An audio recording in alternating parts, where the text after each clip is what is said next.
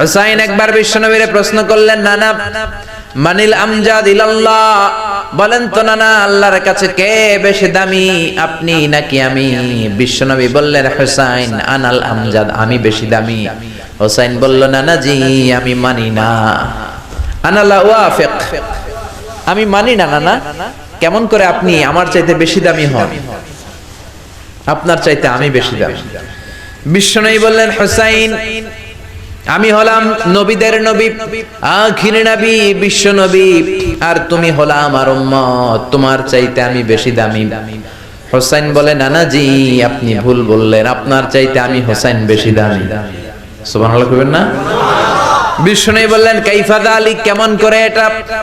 হুসাইন বলল, নানা জি তাহলে বলেন তো আপনার আব্বার নাম কি? বিশ্বনবী বললেন, আমার আব্বার নাম হলো আব্দুল্লাহ। কি নাম?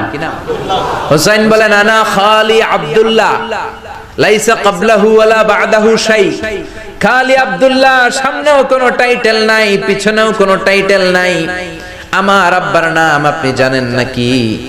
আমার আব্বা হলো শেরে খোদা, দুনিয়ার সব কাফির মুশরিকদের জন্য আল্লাহ আমার আব্বারে বাগ বানিয়ে পাঠিয়েছে।